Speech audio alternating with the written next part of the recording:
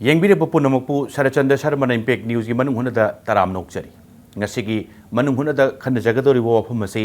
ꯃꯅꯤꯄꯨꯔꯗ ꯉꯔꯥꯡ ꯅꯍꯥꯟ ꯐꯣꯡ ꯐꯣꯡ ꯁꯥꯟꯅ ꯊꯣꯛꯏꯕ ꯑꯩꯈꯣꯏꯒꯤ ꯆꯥꯛꯆꯥꯅ ꯍꯩꯖꯥꯟꯅꯕꯒꯤ ꯊꯧꯗꯣꯛ ꯑꯃ ꯆꯥꯛꯆꯥꯅ ꯍꯩꯖꯥꯟꯅꯕꯁꯤ ꯌꯥꯎꯔꯕ ꯃꯇꯨꯡꯗ ꯄꯥꯛꯇꯛꯅꯅ ꯃꯤ ꯑꯦꯔꯥꯎꯟ 200ꯃꯨꯛ ꯊꯥꯡꯒꯗꯅꯤ ꯊꯣꯛꯏꯕ ꯊꯧꯗꯣꯛ ꯑꯁꯤ ꯅꯥꯗꯅ ꯑꯣꯕ ꯐꯥꯏꯕ ꯂꯥꯏꯍꯧ ꯇꯧꯕ ꯌꯥꯎꯗꯅ ꯑꯅꯥꯕꯒꯤ ꯊꯧꯗꯣꯛ ꯑꯃ ꯊꯣꯛꯈ꯭ꯔꯦ ꯊꯣꯛꯂꯛꯈ꯭ꯔꯕ ꯊꯧꯗꯣꯛꯁꯤ ꯊꯣꯛꯈ꯭ꯔꯕ ꯃꯇꯨꯡꯗ ꯃꯅꯤꯄꯨꯔꯗ ꯍꯧꯖꯤꯛ ꯐꯨꯗ ꯁꯦꯐꯇꯤ ꯃꯤꯑꯣꯏꯕꯁꯤꯡꯅ ꯆꯥꯅꯔꯤꯕ ꯑꯩꯈꯣꯏꯒꯤ ꯆꯤꯟꯖꯥꯛꯁꯤꯡꯁꯤ ꯌꯦꯡꯁꯤꯟꯕꯒꯤ ꯊꯕꯛꯁꯤ ꯁꯔꯀꯥꯔꯒꯤ ꯃꯥꯏꯀꯩꯗꯒꯤ ꯑꯗꯨꯒ ꯃꯔꯤ ꯂꯩꯅꯕ ꯗꯤꯄꯥꯔꯠꯃꯦꯟꯠꯁꯤꯡꯗꯒꯤ ꯄꯥꯏꯈꯠꯂꯤꯕ ꯑꯩꯈꯣꯏꯒꯤ ꯊꯕꯛ ꯊꯧꯔꯝꯁꯤꯡꯁꯤ ꯀꯌꯥꯝ ꯄꯦꯟꯅꯤꯡꯉꯥꯏ ꯑꯣꯏꯔꯤ ꯀꯗꯥꯏ ꯐꯥꯎꯕ ꯄꯥꯏꯈꯠꯂꯤ ꯍꯥꯏꯕꯒꯤ ꯃꯇꯥꯡꯗꯨꯗꯅꯤ ꯈꯟꯅꯖꯒꯗꯧꯔꯤꯕ ꯋꯥꯐꯝꯁꯤ ꯂꯣꯏꯅ ꯈꯟꯅꯕꯁꯤꯗ ꯁꯔꯨꯛ ꯌꯥꯅꯕꯒꯤꯗꯃꯛꯇ ꯏꯝꯄꯦꯛ ꯅ꯭ꯌꯨꯁ ꯁ꯭ꯇꯨꯗꯤꯑꯣꯗ ꯂꯦꯡꯖꯟꯗꯨꯅ ꯂꯩꯕꯤꯔꯤꯕ ꯒꯦꯁꯁꯤꯡ ꯑꯩ ꯃꯌꯥꯝꯃꯥꯡꯗ ꯁꯛ ꯇꯥꯛꯆꯒꯦ ꯑꯩꯒꯤ ꯍꯦꯛ ꯌꯦꯠ ꯏꯊꯪ ꯊꯪꯅ ꯐꯝꯕꯤꯔꯤꯕꯁꯤ doctor S Bimola Kumari food safety consultant medical ꯗꯥꯏꯔꯦꯛꯇꯣꯔꯦꯠꯅꯤ ꯁꯤꯕꯨ ꯇꯔꯥꯝ ꯅꯣꯛꯆꯔꯤ ꯑꯗꯨꯒ ꯃꯌꯥꯏꯗ ꯐꯝꯕꯤꯔꯤꯕꯁꯤꯅ ꯑꯩꯈꯣꯏꯒꯤ ꯃꯅꯤꯄꯨꯔ ꯃꯦꯜꯒꯤ ꯏꯗꯤꯇꯔꯅꯤ ꯑꯦꯟ ꯁꯅꯥꯇꯣꯝꯕ ꯏꯗꯤꯇꯔ ꯃꯅꯤꯄꯨꯔ ꯃꯦꯜꯅꯤ ꯇꯥꯃꯣꯁꯨ ꯇꯔꯥꯝ ꯅꯣꯛꯆꯔꯤ ꯑꯗꯨꯒ ꯑꯩꯒꯤ ꯍꯦꯛ ꯌꯦꯠꯇ ꯊꯪꯅꯅ ꯐꯝꯃꯤꯟꯅꯖꯔꯤꯕꯁꯤꯅ doctor N G Bijoy honourable M L A Khurai assembly ꯀꯟꯁꯇꯤꯇ꯭ꯌꯨꯟꯁꯤꯅꯤ ꯑꯗꯨꯒ ꯑꯦꯝ ꯄꯤ ꯁꯤ ꯁꯤꯒꯤ ꯁ꯭ꯄꯣꯛꯁ ꯄꯥꯔꯁꯟꯁꯨ ꯑꯣꯏꯕꯤꯔꯤꯕꯅꯤ ꯑꯣꯖꯥꯕꯨ ꯇꯔꯥꯝ ꯅꯣꯛꯆꯔꯤ ꯏꯍꯥꯟ ꯍꯥꯟꯕꯁꯦ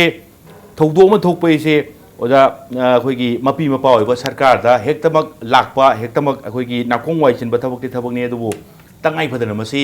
ꯄꯥꯏꯈꯠꯐꯝ ꯊꯣꯛꯄ ꯃꯄꯤ ꯃꯄꯥ ꯑꯣꯏꯕꯁꯤꯡꯒꯤ ꯃꯥꯏꯀꯩꯗꯒꯤ ꯀꯗꯥꯏꯐꯥꯎ ꯄꯥꯏꯈꯠꯂꯦ ꯍꯥꯏꯕꯗꯨ ꯊꯧꯗꯣꯛꯁꯦ ꯊꯣꯛꯈ꯭ꯔꯕ ꯃꯇꯨꯡꯗ ꯊꯥꯡꯒꯒꯤ ꯊꯧꯗꯣꯛꯁꯦ ꯊꯣꯛꯈ꯭ꯔꯕ ꯃꯇꯨꯡꯗ ꯑꯣꯖꯥ ꯍꯧꯖꯤꯛꯁꯦ ꯁꯔꯀꯥꯔꯒꯤ ꯃꯥꯏꯀꯩꯗꯒꯤ ꯀꯔꯤ ꯂꯦꯇꯦꯁ ꯗꯦꯕꯂꯞꯃꯦꯟꯠ ꯊꯕꯛꯁꯦ ꯀꯗꯥꯏ ꯐꯥꯎꯕ ꯆꯪꯍꯟꯕꯤꯈ꯭ꯔꯦ ꯀꯗꯥꯏ ꯐꯥꯎꯕ ꯆꯦꯛ ꯇꯧꯕꯤꯔꯦ ꯀꯗꯥꯏꯗꯒꯤ ꯊꯣꯛꯂꯛꯄꯅꯣ ꯆꯞ ꯆꯥꯕ ꯔꯤꯄꯣꯔꯠꯁꯤꯡ ꯐꯪꯕꯤꯕ ꯂꯩꯔꯕ꯭ꯔꯥ ꯑꯣꯖꯥ तसेंगना रिपोर्ट चप चाना फंगबा लेजरे अखोइगी तोंगान तोंगान unit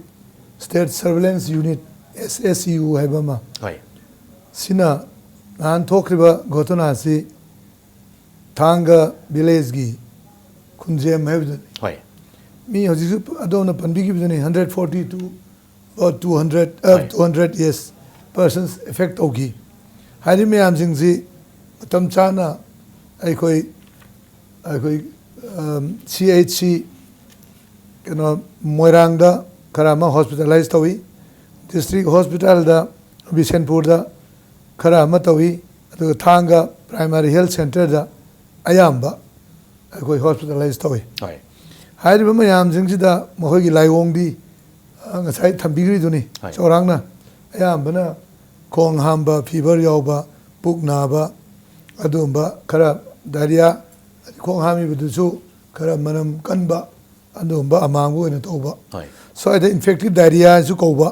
adu makhal gi laina amani masi aikoi gi expert mayamna koi irakta su yawbiri doctor koi gi expert wana yawbiri ba yeta phambiri bana ore thambirakani ma'am expert ma'am चलगा team जिंगदुना तोंगान तोंगान बा जगह चलगा study फजन तौरे study तौबर मतुंगदा फंगिबसी मरुइना अखोगी टेगोर ब्रांड गी इडिबल ऑयल से सीधा मरुइना सीना मरुइन तवी अदुगा मरुइना कुपी खरसु कंटामिनेट योबा मदु मखरगा थेंगनै अदु मरुइना टेगोर ब्रांड जी मसी ब्रांडेड कंपनीज अफबा कंपनी नी अदो मागी कंपनी सिगी प्रोडक्ट्सु ब्रांडेड होइबनी सिदा सिनरमी ब टेगोर ऑयल से अचोब तिन गी दुनते से 5 लीटर्स की अदुगुंबा केनोसिंग दुनि खरा पिकपा कंटेनर यावबदि हाइरि बसी कोइन मुन्ना एक्सपर्ट्स नि येंगबदा मागी मसागी सिगुंबा ब्रांडेड प्रोडक्ट्सिंग से अखोइगी करियानी कंपनी अचौबन पुथोकपसिंगसी मागी लोगो अमा यावगदवने लोगो जी FSSAI हाइबदी food safety standards authority of India गी मदुगी लोगो अमा सि यावदबा हजि चारमिजे अदगी अमना लाइसेंस नंबर अमा खक एग्रीकल्चर गी अगमार्क आइसना लाइसेंस नंबर अमा पिगदवने अदुसु यावरमदब दैट मीन्स मसी हाइरिबा मी जिंगना चारमीबा अखोइगी अचादा ओने सिनरमिजे मसी फूड सेफ्टी यावदबा रिकॉग्नाइज तौदब फूड ने अदि ऑयल ने अदु चाबदगिनी अदि एक्सपर्ट सिंग पुथोई असेंग बजु ओइगनी मरमदि कइगनोदा मागी लेबम थोकब लोगो अदु मागी एग्रीकल्चर गी अगमार्क एन मागी ꯄꯤꯒꯗꯕ ꯅꯝꯕꯔ ꯂꯥꯏꯁꯦꯟꯁ ꯅꯝꯕꯔꯗꯨ ꯌꯥꯎꯔꯝꯗꯦꯕ therefore ꯍꯥꯏꯔꯤꯕꯗꯨ ꯁꯦꯞ ꯑꯣꯏꯕ ꯐꯨꯗ ꯑꯣꯏꯗ꯭ꯔꯦ Okay. ꯐꯨꯗ ꯁꯦꯐꯇꯤꯒꯤ ꯃꯈꯥꯗ ꯁꯤꯅꯤ ꯑꯩꯈꯣꯏꯅ ꯐꯪꯖꯕꯁꯦ ꯑꯗꯨꯒ ꯉꯁꯥꯏꯒꯤ ꯃꯔꯣꯏ ꯅꯥꯀꯨꯞꯄꯤꯗ ꯈꯔ ꯌꯥꯎꯋꯦ ꯁꯤꯗꯤ ꯃꯣꯏꯅ ꯆꯥꯝꯕ ꯋꯥꯠꯄꯅꯦ ꯍꯥꯏꯗꯤ ꯅꯥꯀꯨꯞꯄꯤ ꯆꯥꯔꯤꯁꯤꯁꯨ ꯑꯩꯈꯣꯏ ꯃꯌꯥꯝ ꯁꯦꯡꯅ ꯍꯥꯏꯔꯕꯗ ꯑꯩꯈꯣꯏꯒꯤ ꯇꯣꯉꯥꯟ ꯇꯣꯉꯥꯟꯕ ꯀꯟꯇꯥꯃꯤꯅꯦꯟ ꯃꯌꯥꯝ ꯍꯥꯔ ꯑꯣꯏꯅ ꯁꯤꯖꯤꯟꯅꯩ ꯁꯤ ꯌꯦꯟꯊꯤ ꯃꯔꯨ ꯑꯣꯏꯅ ꯁꯤꯖꯤꯟꯅꯕꯅꯤ ꯑꯗꯨ ꯌꯦꯟꯅ ꯆꯥꯔꯤꯁꯤꯁꯨ ꯃꯣꯏꯒꯤ ꯐꯣꯗꯔ ꯀꯔꯤ ꯍꯥꯏꯅꯤ ꯃꯣꯏꯒꯤ ꯆꯤꯟꯖꯥꯛ ꯁꯤꯗꯁꯨ ꯇꯣꯉꯥꯟ ꯇꯣꯉꯥꯟꯕ ꯀꯦꯃꯤꯀꯦꯜ ꯌꯥꯎꯏ ꯑꯗꯨ ꯍꯥꯏꯔꯤꯕ ꯃꯌꯥꯝꯗꯨ ꯄꯨꯜꯂꯒ ꯃꯗꯨꯒꯤ ꯍꯥꯔ ꯑꯣꯏꯅ ꯁꯤꯖꯤꯟꯅꯔꯤꯕꯅꯤꯅ ꯅꯤꯡꯊꯤꯖꯅ ꯑꯩꯈꯣꯏꯅ ꯆꯥꯗ꯭ꯔꯤꯉꯩꯗ ꯁꯤꯖꯤꯟꯅꯗ꯭ꯔꯤꯉꯩꯗ ꯆꯥꯝꯊꯣꯛꯄ ꯆꯪꯏ ꯑꯗꯨꯒꯤ ꯄꯣꯠꯇꯨ ꯑꯩꯈꯣꯏ ꯑꯦꯛꯁꯄꯥꯔꯠꯁꯤꯡꯗꯒꯤ ꯐꯪꯏ Thank you. Thank you, Oja.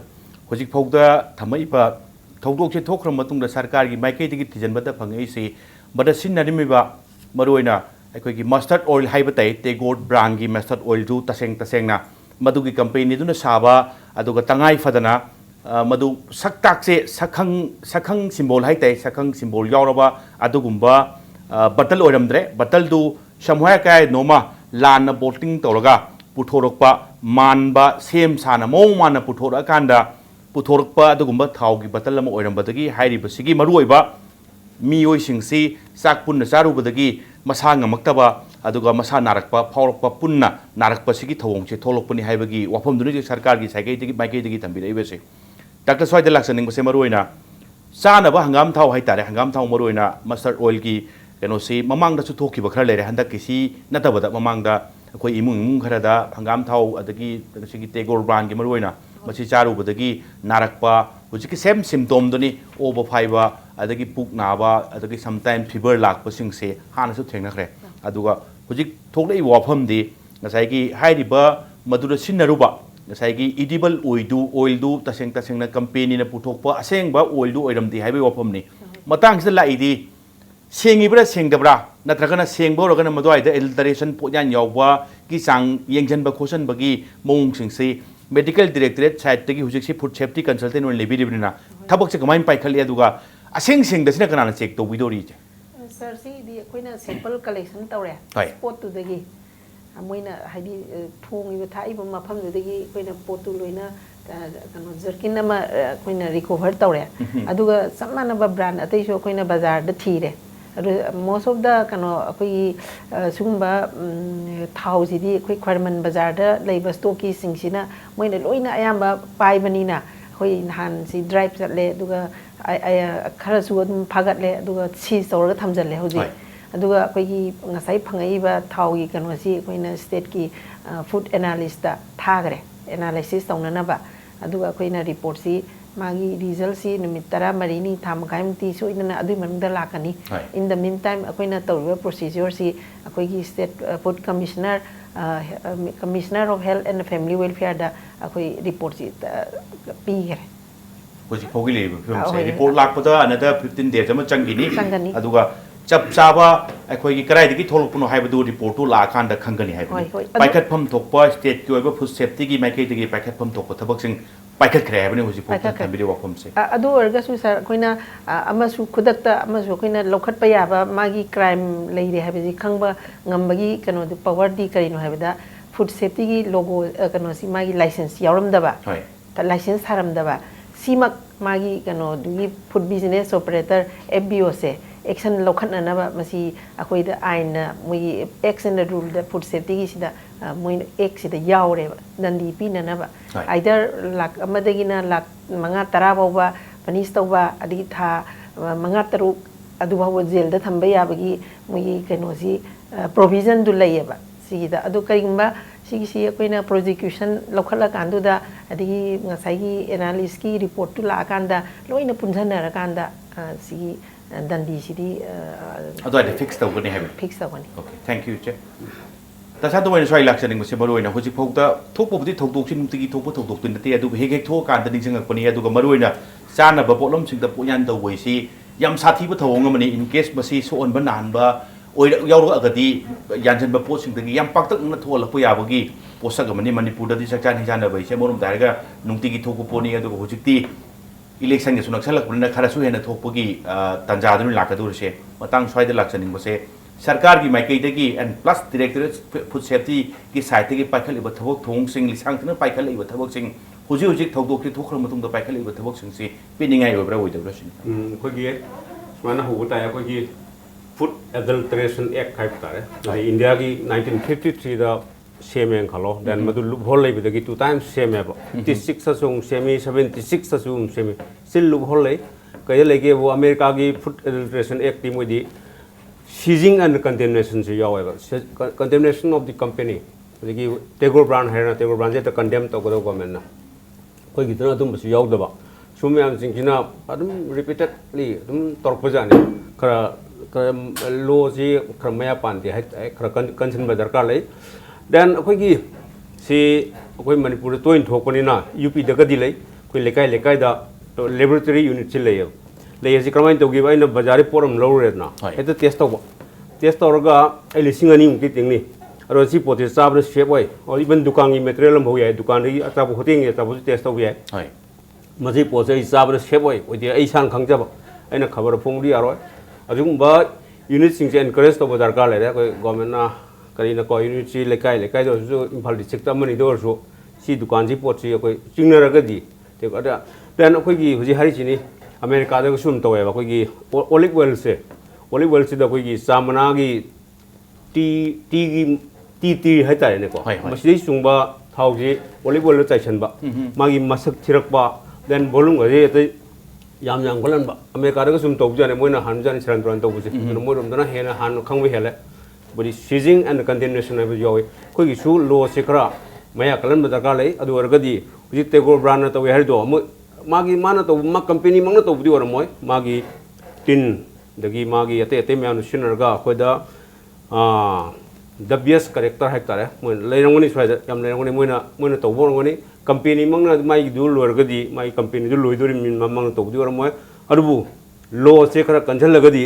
सुमबजी check तो बोंगनी हाइबता आइदि थैंक यू ओजो स्वाइदा लाक्सनिंग बसे मरोन हुजिक्सी नसाइगी थौदोक थोफम आईडी थांगरोम की साइड तकी दी नसाइगी थाउदु योलंबा रिटेलर हाइ ताइ मोइसिंग फुबो चैबगी थबमजु तौदी तौग्रे हुजिक फौदा मरोन हुजिकी पर्टिकुलर साइगी थाउगी योलंबिबा मी सिंगदो अफा पुन लेरब्रा अदुगा करी लेरी अदुगा हुजिक फौदा मरोइना स्वाइदा ओजा लाक्सनिंग से मरोइना साइगी कंपनी की चप चाबा पोतुमक्ति नतबदा इमिटेशन हाइबा ताइ मतौ तमकांदा मदुगी डुप्लीकेसी थोलपो वाफम लाकदुरसे अदुगा पोसे हुजिक्ति नसाइगी मरोइना नसाइगी FSI नगा पीबा लोगो गोसु यावतबा साजनबा खरदि लेरे हाइबसी पोर्टिंग तौरे हाइबसी मदुगी हंदकी थोलइबा पोसुन सुताए थौदोक्सिन सुताए मस्वाइ से चेक तौबसे इनखमबदा थिदोपुनि मथौ तागदरा इनखली स्वाइदना सरकार की करी स्टेप पाइखप पिदोरि नसिदा हुजिकी दी सिगुंबा करी हैनी एडल्ट्रेशन की एक्टिविटी तौरी मैम जिंदगी बैन तौनबदी कोई एक्ट से तुम जाउजरी food safety act passed on 23rd August 2006 implementation started from 5th August 2011 kui idri hari koi India da sigi posida yaudi yaujaraga saida koi gi tin na chouba tin ji tegor nataba atai non branded oiba thauji chadauji leiraba aduga tegor thauji kariani liter mangagi seida tegor brand napalore नफसल लगते गोर brand वाली seat पर दुई है leader समायना तो वो पोसी थिंग बजी कोई ना उरान बामन हुए हु मतंदा थिंग बजी दी वाबा नाउ हाउजिक समायना तो उन इंसिडेंट हम थोड़ा गांदा खंगे फारे दी हाउजिक नसाई इबेम डॉक्टर ने पनबी की बा हाउजिक टेस्ट तो में हम दो मधु की रिजल्ट ला आदना मधु खंगे है दी एक सिंसी मधु ने कोई स्ट्रिक्टली इम्प्लीमेंट होगा एक सी करी है नहीं मागी लोदना परमिशिबल लोइबा पनिशमेंट पीरगदी अदु मयाम दु खंगनबा हाय अदि दुकानदार के मयाम दा अदु वरगदी I think to a great extent थिंग मंगम गदराइन कले से मसिदा इन एग्जांपल हम पनिंग जी याम कुइने दे खोइना मंगबा पावर से मई से आईगी से आईगी केंद्र दा इन खुराइदा सेंग नायबदा आई कोई किसी यालान थान बहुए मैं आपसे कोड पे जाएंगे कुछ कोड ले अरे मैं आप थंगन ना रहे कोना कोई रवै की वाली निको ꯊꯥꯡꯒꯠꯅꯔꯀꯥꯟꯗ ꯀꯣꯠꯅꯕꯁꯤꯅ ꯃꯁꯤ ꯀꯔꯝꯕ ꯃꯇꯝꯗ ꯀꯣꯠꯍꯜꯂꯣꯏꯗꯒꯦ ꯍꯥꯏꯁꯤ ꯃꯤꯠꯇꯤ ꯅꯥꯏꯌꯦꯕ ꯑꯗꯣ ꯍꯧꯖꯤꯛ ꯀꯣꯒꯅꯤꯇꯤꯕ ꯑꯣꯐꯦꯟꯁ ꯑꯃ ꯍꯥꯞꯄꯒ ꯐꯥꯔꯤꯗꯅ ꯐꯥꯔ ꯗꯟꯗꯤ ꯈꯤꯇꯪꯁꯨ ꯇꯧ ꯀꯥꯟꯗ ꯍꯧꯖꯤꯛ ꯍꯟꯊꯔꯤꯁꯦ ꯁꯨꯃꯥꯏꯅ ꯇꯧꯗꯅ ꯑꯩꯈꯣꯏꯗꯤ ꯍꯣꯏ ꯁꯤꯗꯩꯗ ꯑꯩ ꯈꯤꯇꯪꯒ ꯇ꯭ꯔꯦꯁ ꯄꯥꯁ ꯇꯧꯖꯒꯦ beyond this ambit of the discussion ꯁꯦ ꯑꯩꯈꯣꯏꯒꯤ ꯀꯩꯅꯣ ꯄꯣꯂꯨꯁꯟ ꯀꯟꯇ꯭ꯔꯣꯜ ꯕꯣꯔꯗꯀꯤ ꯇꯨꯔꯦꯟ ꯅꯥꯀꯟꯗ ꯆꯦꯜꯂꯤꯕ ꯅꯝꯕꯨꯜ ꯇꯨꯔꯦꯟꯗ ꯍꯨꯟꯊꯔꯤꯕꯁꯦ ꯁꯤꯁꯨ ꯑꯎꯕ ꯃꯤꯅ ꯎꯏꯌꯦꯕ ꯑꯩ ꯂꯝꯂꯣꯡ ꯀꯩꯊꯦꯜꯗ ꯃꯣꯏꯒꯤ ꯐꯦꯃꯤꯂꯤꯅ ꯌꯣꯝꯅ ꯊꯝꯃꯝꯃꯤ ꯅꯨꯡꯗꯥꯡꯗ ꯆꯥꯛ ꯆꯥꯏꯗ ꯀꯩ ꯂꯣꯏꯔꯒ ꯍꯣꯔꯦꯟ ꯃꯥꯒꯤ ꯅꯨꯄꯥꯅ ꯃꯆꯥꯅ ꯋꯥꯀꯤꯡ ꯆꯠꯈꯤꯗ ꯄꯨꯊꯣꯔꯛꯀꯗꯣꯏꯅꯦꯕ ꯍꯨꯟꯗꯣꯛꯑꯝꯗꯣꯏꯅꯤ ꯀꯩꯊꯦꯜꯗ ꯁꯨꯃꯥꯏꯅ ꯇꯧꯕꯁꯤ ꯍꯨꯟꯗꯣꯛꯄ ꯃꯇꯝꯗ ꯐꯥꯔꯗꯤ ꯑꯗꯨꯒ ꯉꯁꯥꯏ ꯀꯣꯒꯅꯤꯇꯤꯕꯜ ꯑꯣꯐꯦꯟꯁꯇꯨ ꯑꯝꯇꯪ ꯌꯥꯎꯔꯗꯤ ꯃꯗꯨ ꯑꯣꯏꯔꯗꯤ ꯃꯩꯗ ꯍꯧꯖꯤꯛ ꯀꯣꯟꯅꯤꯡꯗ꯭ꯔꯦꯗꯅ ꯀꯌꯥ ꯁꯨꯃꯥꯏꯅ ꯇꯧꯅ ꯈꯤꯇꯪ ꯑꯩꯈꯣꯏꯁꯦ ꯗꯔꯀꯥꯔ ꯑꯣꯏꯕ꯭ꯔꯥꯅ ꯈꯜꯂꯦ ꯉꯁꯥꯏꯒꯤ ꯂꯣꯁꯤ ꯃꯄꯥꯡꯒꯜ ꯀꯜꯂꯝꯕ ꯂꯣꯁꯤ ꯃꯊꯧ ꯍꯥꯞꯄ ꯑꯃ ꯆꯪꯒꯅꯤ ꯍꯥꯏꯕꯅꯤ ꯑꯣꯖꯥꯅ ꯊꯝꯕꯤꯔꯤꯁꯦ ꯏꯁꯦ ꯁ꯭ꯋꯥꯏꯗ ꯂꯥꯛꯆꯅꯤꯡꯕꯁꯦ ꯃꯔꯨꯑꯣꯏꯅ ꯍꯧꯖꯤꯛꯁꯤ ꯄ꯭ꯔꯥꯏꯃꯥꯔꯤ ꯍꯥꯏꯇꯥꯔꯦ ꯏꯍꯥꯟ ꯍꯥꯟꯕꯁꯤ ꯃꯔꯨꯑꯣꯏꯅ ꯄꯣꯠ ꯌꯥꯟ ꯇꯧꯕꯁꯤ ꯉꯁꯥꯏ ꯀꯝꯄꯦꯅꯤ ꯑꯃꯅ ꯁꯥꯕ ꯄꯣꯠꯇꯨ ꯇꯁꯦꯡꯅ ꯀꯝꯄꯦꯅꯤꯒꯤ ꯂꯣꯒꯣꯗꯨ ꯌꯥꯎꯖꯕ ꯄꯣꯠꯇꯨ ꯌꯥꯟꯁꯤꯟꯕꯗꯨꯒꯤ ꯄꯣꯠꯇꯨꯅ ꯇꯣꯉꯥꯟꯈ꯭ꯔꯒ ꯁꯦꯀꯦꯟꯗꯔꯤ ꯑꯣꯏꯔꯀꯥꯟꯗ ꯁꯦꯝ ꯀꯝꯄꯦꯅꯤꯅ ꯁꯥꯕ ꯄꯣꯠꯁꯤ ꯃꯇꯧ ꯇꯝꯃꯒ ꯄꯨꯊꯣꯔꯛꯄ ꯕꯣꯇꯂꯤꯡ ꯁ꯭ꯋꯥꯏꯗ ꯇꯧꯁꯜꯂꯛꯄ ꯕꯇꯜ ꯆꯞ ꯃꯥꯟꯅꯁꯜꯂꯛꯄ ꯃꯥꯒꯤ ꯇ꯭ꯔꯦꯗ ꯃꯥर्क्ꯁꯤꯡ ꯀꯩꯁꯤꯡ ꯆꯞ ꯃꯥꯟꯅꯅ ꯄꯨꯊꯣꯔꯛꯄꯒꯤ ꯊꯕꯛꯁꯤ ꯆꯦꯛ ꯇꯧꯅꯅꯕ ꯃꯁꯤ ꯗꯤꯄꯥꯔꯠꯃꯦꯟꯒꯤ ꯁꯥꯏꯠꯇꯒꯤ ꯀꯔꯤ ꯊꯕꯛ ꯄꯥꯏꯈꯠꯂꯤ ꯀꯔꯤ ꯄꯥꯏꯈꯠꯀꯦꯅ ꯈꯟꯕꯤꯔꯤ ꯃꯁꯤꯒꯤꯁꯦ ꯑꯩꯈꯣꯏꯅ ꯃꯃꯥꯡꯒꯤ ꯆꯍꯤ ꯈꯔꯗ ꯃꯟꯇ꯭ꯔꯤ ꯄꯨꯈ꯭ꯔꯤꯗꯒꯤ ꯊꯥꯎ ꯃꯌꯥꯝ ꯃꯤꯛꯁ ꯇꯧꯕ ꯃꯃꯤꯡꯁꯦ ꯇꯣꯉꯥꯟ ꯇꯣꯉꯥꯟꯕ ꯕ꯭ꯔꯥꯟꯗ ꯁꯦꯝꯃꯝꯕ ꯑꯗꯨꯁꯨ ꯑꯩꯈꯣꯏꯅ ꯐꯥꯈꯤꯕꯅꯤ ꯑꯗꯨꯒꯤ ꯃꯇꯨꯡꯗ ꯃꯣꯏꯒꯤ ꯄꯅꯤꯁ ꯇꯧꯕꯁꯤ ꯑꯩꯈꯣꯏꯅ ꯂꯥꯛꯁꯤ ꯌꯥꯝꯃꯦ ꯈꯣꯝꯒꯠꯈꯤꯕꯁꯦ ꯑꯦꯛꯆꯨꯋꯦꯂꯤꯗꯤ ꯃꯁꯤꯡꯃꯛꯇꯤ ꯈꯪꯗ꯭ꯔꯦ ꯑꯗꯨꯒ ꯃꯣꯏ ꯄꯅꯤꯁꯇꯤ ꯐꯖꯅ ꯇꯧꯈ꯭ꯔꯕꯅꯤ ꯑꯗꯨꯒꯤ ꯃꯇꯨꯡꯗ ꯍꯧꯖꯤꯛꯀꯤ ꯃꯔꯛꯇ ꯐꯣꯔꯆꯨꯟꯒꯨꯝꯕ ꯑꯗꯒꯤ ꯏꯟꯖꯤꯟꯒꯨꯝꯕ ꯑꯗꯒꯤ ꯊꯥꯎ ꯃꯈꯜ ꯈꯔ ꯂꯩꯗꯅ ꯁꯤ ꯃꯔꯛꯇ ꯍꯧꯖꯤꯛꯀꯤꯁꯦ ꯌꯣꯜꯂꯒ ꯂꯩꯔꯝꯃꯦꯕ ꯑꯗꯨꯒ ꯆꯥꯔꯨꯔꯀꯥꯟꯗ ꯈꯪꯉꯀꯥꯟꯗ ꯑꯩꯈꯣꯏꯅ ꯊꯤꯕ ꯃꯇꯝꯗ ꯀꯩꯅꯣ ꯁ꯭ꯇꯣꯛꯀꯤꯁ ꯍꯥꯏꯗ꯭ꯔꯥ ꯗꯤꯂꯔ ꯍꯥꯏꯒꯗ꯭ꯔꯥ ꯑꯗꯨ ꯃꯣꯏꯅ ꯍꯥꯏ ꯑꯩꯈꯣꯏꯅ ꯃꯣꯏꯅ ꯃꯐꯝꯁꯤꯗꯩ ꯂꯩꯕꯅꯤ ꯍꯥꯏꯕꯗꯨꯗ ꯍꯪꯉꯨꯔꯀꯥꯟꯗ ꯃꯁꯤꯡꯗꯤ ꯌꯥꯝꯅ ꯂꯩꯔꯝꯗꯦꯕ ꯑꯗꯣ ꯃꯣꯏ ꯍꯥꯏ ꯗꯤꯃꯥꯄꯨꯔꯗꯒꯤ ꯑꯦꯖꯦꯟꯁꯤꯅꯤ ꯍꯥꯏ ꯃꯅꯤꯄꯨꯔꯗꯗꯤ ꯂꯩꯇꯦ ꯍꯥꯏ ꯑꯗꯨꯒ ꯑꯩꯈꯣꯏ ꯌꯥꯝ ꯀꯨꯞꯅ ꯑꯗꯨꯒꯤ ꯑꯀꯨꯞꯄ ꯄꯥꯎꯁꯤꯡꯁꯤ ꯂꯧꯈꯠꯂꯀꯥꯟꯗ ꯌꯥꯝꯅꯗꯤ ꯂꯩꯔꯝꯗꯦꯕ ꯀꯔꯝꯍꯥꯏꯅ ꯃꯣꯏ ꯄꯨꯁꯜꯂꯛꯏꯅꯣ ꯗꯤꯂꯤꯡ ꯀꯩꯅꯣꯁꯤꯃ ꯐꯨꯗ ꯕꯤꯖꯤꯅꯦꯁ ꯑꯣꯄꯔꯦꯇꯔꯗꯨ ꯌꯥꯎꯗꯅ ꯀꯔꯝꯍꯥꯏꯅ ꯇꯧꯔꯤꯅꯣ ꯍꯥꯏꯗꯨꯁꯨ ꯑꯩꯈꯣই ꯈꯤꯇꯪ ꯆꯃꯝꯅꯕ ꯑꯃꯁꯨ ꯂꯩꯕ ꯑꯗꯨꯒ ꯑꯁꯦꯡꯕꯃꯛꯀꯤꯗꯤ ꯃꯣꯏ ꯑꯦꯖꯦꯟ ꯂꯩꯇꯦꯅ ꯑꯩꯈꯣꯏꯗꯤ ꯀꯩꯅꯣꯗꯤ ꯏꯟꯚꯣꯏꯁꯇꯨ ꯄꯨꯊꯣꯔꯛꯑꯣ ꯊꯥꯎ ꯌꯣꯟꯕꯒꯤ ꯑꯗꯨ ꯌꯦꯡꯒꯦꯅ ꯑꯗꯨ ꯐꯥꯎꯕ ꯍꯥꯏꯔꯕꯅꯦꯕ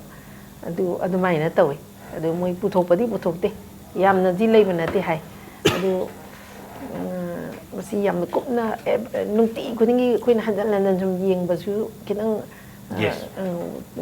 ꯉꯝꯍꯧꯗꯕ ꯍꯦꯛ ꯁꯔꯛꯇ ꯅꯨꯡꯇꯤꯒꯤ ꯌꯦꯡꯕꯃꯛ ꯉꯝꯗ꯭ꯔꯁꯨ ꯗꯤꯄꯥꯔꯠꯃꯦꯟꯒꯤ ꯁꯥꯏꯠꯇꯒꯤ ꯉꯁꯥꯏꯒꯤ ꯇꯧꯐꯝ ꯊꯣꯛꯄ ꯈꯔꯗꯨꯗꯤ ꯇꯧꯔꯤ ꯍꯥꯏꯕꯅꯤ ꯏꯆꯦ ꯇꯥꯛꯄꯤꯔꯤꯁꯤꯗ ꯃꯃꯥꯡꯗꯁꯨ ꯐꯥꯈꯤꯕ ꯂꯩꯔꯦ ꯏꯚꯟ ꯄꯅꯤꯁ ꯇꯧꯕ ꯂꯩꯈ꯭ꯔꯦ ꯑꯗꯨꯒ ꯊꯣꯛꯂꯛꯄꯗꯤ ꯃꯔꯛꯇ ꯍꯦꯛ ꯊꯣꯛꯂꯛꯄꯗꯤ ꯑꯗꯨꯝ ꯊꯦꯡꯅꯔꯤ ꯍꯧꯖꯤꯛꯁꯦ ꯌꯥꯝ ꯅꯨꯡꯉꯥꯏꯖꯩ ꯏꯆे ꯇꯥꯁꯥꯟꯇꯣꯕ ꯃꯊꯪꯁꯦ ꯇꯥꯁꯥꯟꯇꯣꯕꯗ ꯂꯥꯛꯆꯒꯦ ꯑꯗꯨꯒ ꯇꯧꯕꯗꯕꯨ ꯕ꯭ꯔꯦꯛꯀꯤ ꯃꯇꯨꯡꯗ ꯂꯥꯛꯆꯕ ꯇꯥꯏ ꯇꯥꯁꯥꯟꯇꯣꯕꯒꯤ ꯃꯅꯥꯛꯇ ꯀꯃꯔꯁꯤꯌꯦꯜ ꯕ꯭ꯔꯦꯛ ꯑꯃꯒꯤ ꯃꯇꯨꯡꯗ ꯏꯝꯄꯦꯛ ꯅ꯭ꯌꯨꯁꯀꯤ ꯃꯅꯨꯡ ꯍꯨꯟꯅ ꯌꯦꯡꯕꯤꯔꯤꯕ ꯄꯨꯝꯅꯃꯛꯀꯤ ꯃꯐꯝꯗ ꯊꯨꯅ ꯄꯨꯗꯨꯅ ꯂꯥꯛꯆꯒꯦ ꯏꯝꯄꯦꯛ ꯅ꯭ꯌꯨꯁ ꯃꯤꯠꯌꯦꯡ ꯇꯥꯗꯨꯅ ꯂꯩꯕꯤꯌꯨ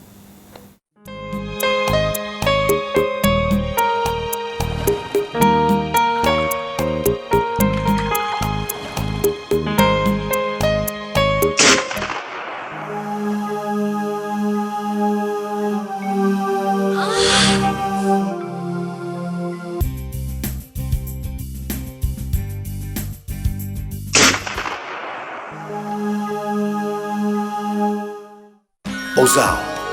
Pain Relief Ointment Khwang naba kok chikpa tang chikpa amadi khu naba na singbada sinaba yarba Ozal Lipsap group na puthok saba Ozal sinabiyo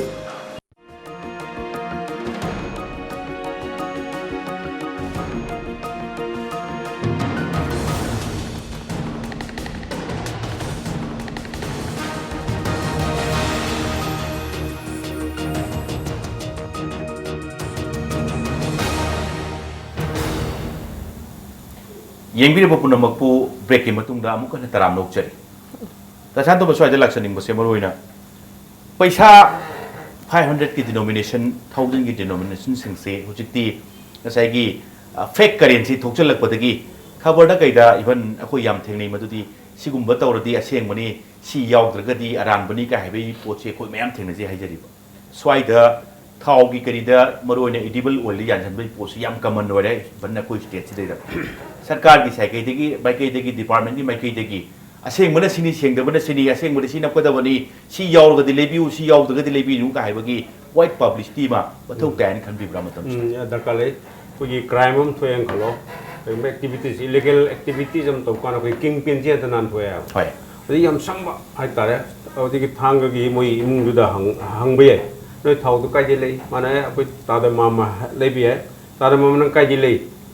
हाय मा से ले है नानि काजे ले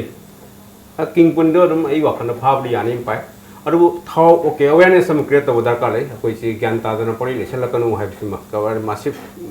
अखोय की प्रजा म्याम सिंगसिदा एडल्टरेटेड फूड से चारगदी one family complete wipe off तो सु याय पोने अदुरगदी अवेयरनेस क्रमाई क्रिएट तब के कंसर्न डिपार्टमेंट एंड एनजीओ सिंगदा कईदा होजिकी हाय म्याम से एक मार्क की नप्पा दे आरएसआई की नप्पा दु म्याम नप्पदो मदु मसु दरकार लेरे नत्रगदी फैमिली अमा कंप्लीट वाइप आउट तो जे चाबद तौदोरिबनी अदुना लो सि कईजा दु आइडिया अतै हाइरो लो सि म्या मसा कलर लू देन किंग पिन दु फाबियु किंग पिन फाबाय सि याम लाइनी मफम अम्मा अनि थांगदगी हारोमा बिसेमपुर इम्फाल है इम्फाल दगी नंग काइदि लै हाइबदा दुम याम लाई यानी देन किंग पिन दु लै रेको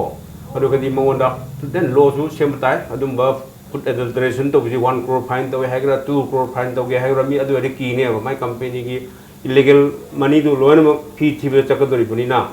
मोंदा की फावगनी अरु फर्स्ट अगोई फोकस से कोई करिंगमम तो का कोई किंग पिन जे त नान थोक से मसी नान थोक तना बसी कित मद फोकस तो हम दरकार है अरुगदी अरुगो फार का देन प्लस लोगी अगोई यो एमएलए कई का मोय लो मोय सेमदोरिमिना और मसी हम लिए लो से बाय जे मणिपुर जे एवरीवन इज प्रैक्टिकली रिलेटेड है बने तुम एमएलए ने सुम क्राइम जे सुम दिजला का अगोई इने की मचाय वरंगुम्बा अरे मा मगी मचाय वरंगुम्बा कोई मणिपुर से हम लुइएबा tiket berjuang ek tiga lu budak everyone amak loy mari ta dong sum tiga la khak ta chaw chen lek khire ya da big community jati si big pa hai tara ada lu ya kan ma sem jo me ta ngum da ba sum yang yi yang ga adu sem da dia roi mam di sa na ba da siran turan tor pai se koi yam jati na mang mani na me jati koi manipur ma cha me mang dri na king pin du thi da ni thira ga mon da ken tai मदुरगदी खरा मोन तोरो हाइते thank you Manipur अपिक लमनी अमना मबु लोइनबक मसक खंगबा याम pick Parina मरी मता खंगना चानब थीबरसु थोइना लाइदि लाइतबा अदुबो अतै अतै थबक थौरम सिंगदि खंगरे चाना थंगनब पोत बोयान टोक्सन बैसे याम सीरियस ओइबा क्राइम नि याम सीरियस ओइबा इशू नि मैटर नि स्वाइददि मरी मता थीदना चप चाना दंदी फंगनबा अदुगो दंदी फंगनबगी लंबी दुसु खरे हेने कन्न सेंब मथौ तानेना हाइबने याम चुम्बो फमने उजा स्वाइद लाक्सनिंग बसे मरोन हुजिक याम कन्न पनबिरी मदुदी साइगी बीइंग ए लॉ मेकर मोइना स्टेट की ओइबा सेंटर की पीरिबा नॉर्म सिंदु नतबदा स्टेट से स्वाइद अखोय इडिबल ओरिसि याम का हैना इडेंटलेशन तो वी हाइबगी रेकॉर्ड म फंगे अदु ओरदी स्वाइगी पोसे खरा हैना चेक तो बोयानबा खरा हैना मया कोई थौना हाइतारे लॉ सिंगसि पाइरगा पनिश कसे तो बोयाबगी तोंगानबा लॉ म सेम मथौ तायन खंबिब्रा ngambajala ngamdabajala आइदि अखोयगी लेरिबा एक्स की मखादा होय अखोयगी मणिपुर का सुट ओइबा आई लॉ सेम यानी खन 1 2 सिमाइना लॉ जी इंप्लीमेंट तौदुइसि अखोयगी कल्प्रिट सिंग की डिटेक्ट तौरकांदने होय नाउ कल्प्रिट से डिटेक्ट तौनदबा आइने सुम खंजबदा फूड सेफ्टी डिपार्टमेंट मा आई लहेनी अतोप स्टेट डिपार्टमेंट में तोंगाना लय पुंतोंग तोंगाना मेडिकल डायरेक्टर की मखादा लेबन तबदा पुंतोंग तोंगाना food safety department for the state okay Manipur अदु फूड सेफ्टी की रोल से चाउग्रे स्वाइदे फमगा यारोदबा मरंदी फूड सेफ्टी की डिपार्टमेंट की पोस्टिंग तोंगान होजिक तौरी but probably with very limited kenone akoigi employee ne ade kenada more dama posting tori jiri bam dam tori sai de kharele loire I don't know okrul de level like tabra be madi khambi bi ai aduga as a whole manipur de like the food safety ki masing jidi kara reasonably kara he na leheningi adu oragadi detection su अखोइना awareness याम तौनी awareness यामना तौरगसु अखोइगी literacy percentage pana yam no wang asu awat pe yauri thau leiru bazda lai su hei ta thanga da lai su hei ta imai ben ise chen kana su leiru duine e te go re duni babani hai na te go ri maming do mana bam di yek duine noi gi han le rakhi ba te gor da yaw ba mark adagi mi du ye owi ga ne le yawi le ke duine bai ada akhoi ni awareness to sidi ma di edu khangje banate ag ma gi kai no adagi sigi akhoi gi FSS AI sigi logo si kari no ma khang ponde koi ni awareness adu hire ne aduna swaida sigum ba jaga sing sida akhoi lai su hai bi khoi sang si khara literacy wangi hai jero ge su award pam dilai di dra percentage to swaida masai gi awa ba ji taningai woi ba aduna department ze khara he na develop to honingi khara he na augment honingi moi duty su khara fajana to holaga I think food safety is a kari ki food safety thore no kari ki food safety ek le no food te ne ba ya ba me am se ana ye ka gi me am ji chinjak ta gi ne chinjak ji sing jor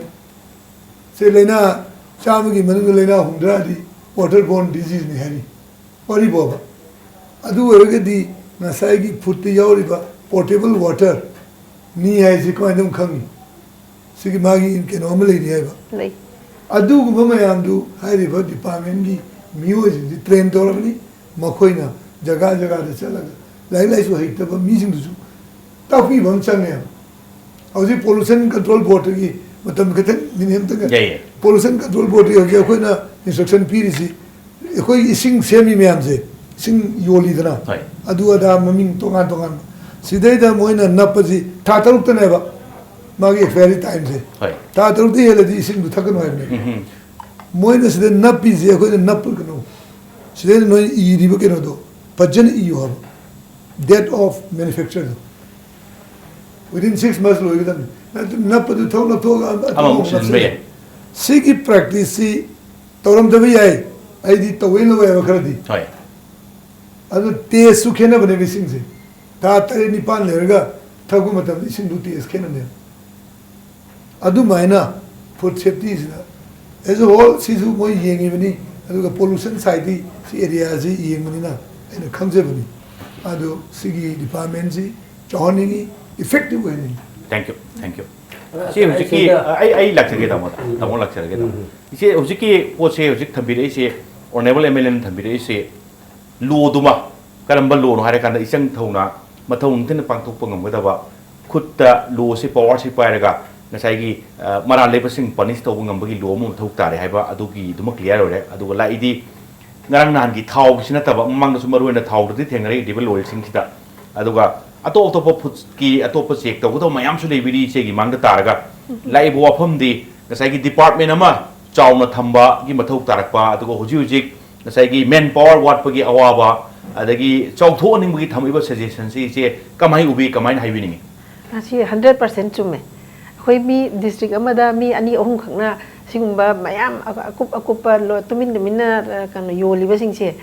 akhoi ekta phagat pasingam daba ado information bu phangaga di khoi heta satli ado yoli ba mi sing duna su sauning ba khoning ba akhoi da nungai ta ba yengaga leiba adumba gi kano thodok su thok ta bana te ba aduna akhoi satpa matam da su masi yamna awaba oiba detection tawraga moi chumne heta lan na tawramaga di punishable adum oirabani na moi sing si yam singna kano yengba ma sange ba koi sai ta gi su adigi ka community gi sai ta gi su adi section loina mak tungan ba sing sina akoi da kano mateng ama tawhaning ba hai tare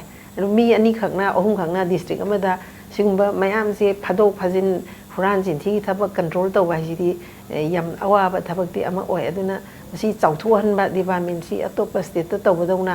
ru yam na bhap ta na effective oina akoi health si kano tawhan ji hai taraga di yam improvement amal hen ba amadi matung gi la ka mani chana ba pota poyan taw ba se masi yam sathi ba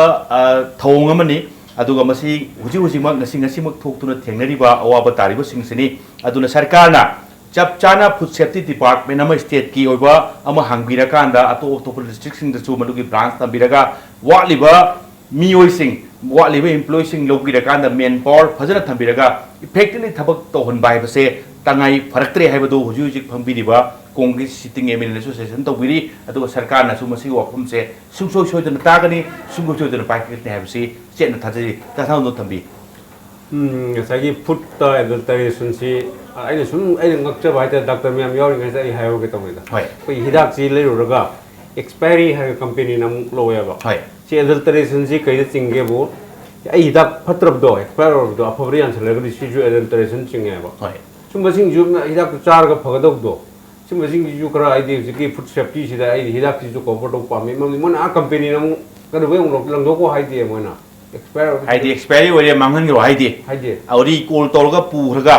अमुक ngसाई की print तो सेंदोगा फबल जानजन दोर काय कै दोरिनो खंगद्रे हाइबनी ताउन ताकपिरिस अदु मोमेम जुगा यंगनी दान अदुगा फुड एडल्टरेशन सिमा को यानिंगदे दी कोई खंगदमनिना जो इमानम चाम को वे चाउ दोइनी देन उसोप चाबदा दो फतबा थावरमनी हरुया पोते सी एवरीवन इवन चीफ मिनिस्टर जो एमएलए जो लोइनमक सी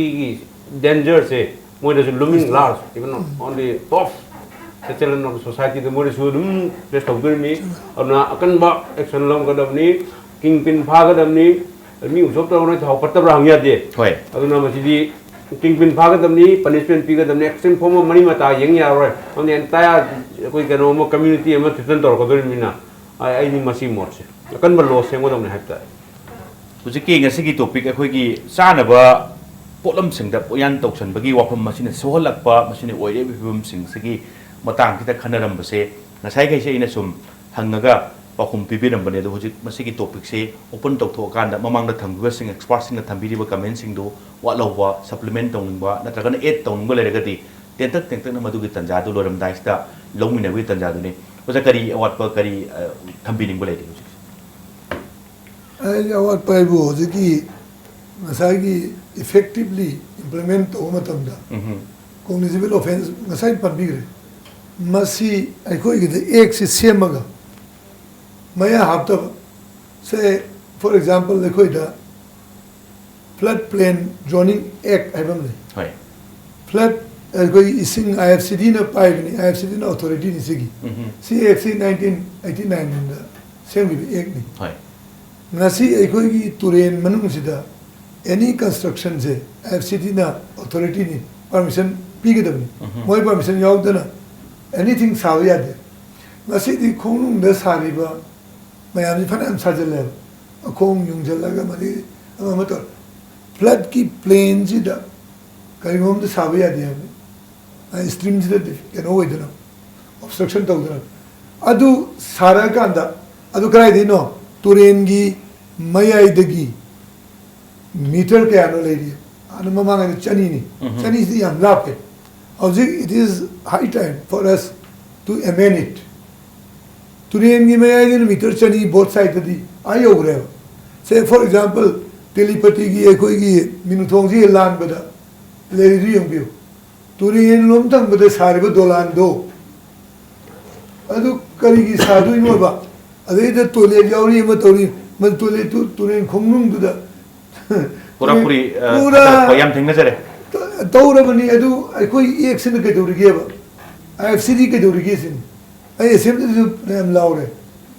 kali gi no madu gi maya du yaw de ba se koi daraga se conservation of paddyland and wetland see koi honorable chief minister gi makada magaya baloraga sigi keno myam si any initiative jaraga yabi nu puthokki ba pora makhang now hojik conservation tawji ai bani pedi land ji adu wetland myam ji yar ek sid le re ba hoy adu pedi land sum laisali mine lady thokpa building ba school sawa maya di yogdi adu ai da maya yahon mathau tane hai bane thank you sizu maya ji khare ma hapa mathau ta hai bane da thank you iche kari walo ko thambi ning kari ten tak na thambi akhoi di hojik available human resource haiba tare si yamna masing yam handaraga su akhoi hojik di crore amagumba akhoi revenue se government da chalan tawraga pasana ka revenue se karabani aro khoine kanu yamna kanna amoina su revenue se kan se hai taragati like akhoi more rom da kanu international trade kanu leiba mafam sida ꯑꯁꯣꯝꯒꯤ ꯃ꯭ꯌꯥꯟꯃꯥꯔꯔꯣꯝꯒꯤ ꯆꯥꯅꯅꯕ ꯆꯤꯟꯖꯥꯛꯁꯤꯡꯁꯤ ꯃꯣꯏ ꯃꯔꯣꯟꯗ ꯊꯥꯕ ꯃꯣꯏ ꯑꯗꯨꯒ ꯑꯩꯈꯣꯏ ꯁꯣꯝꯗꯒꯤ like ꯀꯩꯅꯣ ꯏꯪꯂꯤꯁꯀꯨꯝꯕ ꯑꯗꯒꯤ ꯑꯩꯈꯣꯏ ꯀꯩꯅꯣꯒꯨꯝꯕꯁꯤꯗꯗꯤ ꯊꯥꯗꯕ ꯃꯣꯏ ꯂꯣꯟꯗꯨꯗꯤ ꯑꯩꯈꯣꯏꯅꯗꯤ ꯈꯪꯗꯕ ꯁꯤꯒꯨꯝꯕꯁꯤꯡꯁꯤ ꯃꯌꯦꯛꯀꯤꯗꯤ ꯍꯦꯛꯇ ꯐꯥꯔꯒ ꯍꯦꯛꯇ ꯃꯩ ꯊꯥꯗꯣꯛꯎ ꯈꯣꯠꯇꯣꯛꯎ ꯍꯥꯏꯕꯒꯤ ꯀꯩꯅꯣꯗꯨꯗꯤ ꯑꯦꯛꯁꯤꯗ ꯌꯥꯎꯕꯅꯦ ꯑꯗꯨ ꯍꯧꯖꯤꯛꯇꯤ ꯆꯤꯟꯖꯥꯛ ꯈꯔꯗꯤ ꯐꯣꯔ ꯑꯦꯛꯖꯥꯝꯄꯜ ꯃꯤꯀꯣ ꯀꯥꯏꯅ ꯑꯃ ꯄꯨꯔꯛꯑꯝꯕꯅꯤ ꯄꯨꯁꯜꯂꯛꯑꯝꯕꯅꯦ ꯍꯥꯟꯅꯗꯤ ꯃꯣꯏ ꯃꯔꯣꯟꯗ ꯌꯦꯛꯇꯅ ꯈꯣꯠꯇꯅ ꯊꯥꯔꯝꯕꯗꯣ ꯑꯩꯈꯣꯏꯁꯨ ꯈꯪꯗꯕꯅꯤ나 ꯌꯥꯝ ꯑꯗꯨꯒꯨꯝꯕꯗꯨꯗꯤ ꯌꯥꯝꯅ ꯑꯦꯛꯁꯟꯗꯤ ꯂꯧꯈꯠꯈ꯭ꯔꯕ ꯍꯧꯖꯤꯛꯅ ꯑꯃꯨꯛ ꯏꯪꯂꯤꯁꯇ ꯑꯃꯨꯛ ꯑꯣꯟꯊꯣꯔꯛꯑꯕꯅꯦ ꯇꯧꯔꯤꯕ ꯂꯤꯂꯥꯁꯤ ꯑꯗꯨꯒ ꯑꯗꯨ ꯅꯠꯇꯕ ꯑꯇꯩ ꯆꯤꯟꯖꯥꯛꯁꯤꯡꯁꯤꯁꯨ ꯑꯩꯈꯣꯏ ꯀꯩꯅꯣꯁꯤꯗ ꯏꯟꯇꯔꯅꯦꯁꯅꯦꯜ ꯀꯩꯅꯣꯁꯤꯗ ꯂꯦꯡꯒ꯭ꯋꯦꯖꯁꯤꯗ ꯐꯖꯅ ꯃꯔꯨꯑꯣꯏꯅ ꯑꯩꯈꯣꯏ ꯁꯣꯝꯗ ꯆꯠꯅꯔꯤꯕ ꯀꯩꯅꯣ ꯑꯥꯏꯟꯁꯤꯗ ꯂꯣꯏꯅꯅ ꯍꯧꯖꯤꯛ ꯏꯝꯄ꯭ꯂꯤꯃꯦꯟ ꯇꯧꯔꯒꯗꯤ ꯑꯗꯒꯤ ꯑꯩꯈꯣꯏꯅ ꯆꯦꯛꯁꯤ ꯐꯖꯅ ꯃꯐꯝꯁꯤꯗ ꯃꯤꯁꯤ ꯏꯔꯦꯟꯖꯅ ꯂꯩꯍꯟ ꯈꯣꯠꯍꯟꯗꯅ ꯑꯩꯈꯣꯏꯒꯤ ꯃꯤꯁꯤꯡꯁꯤ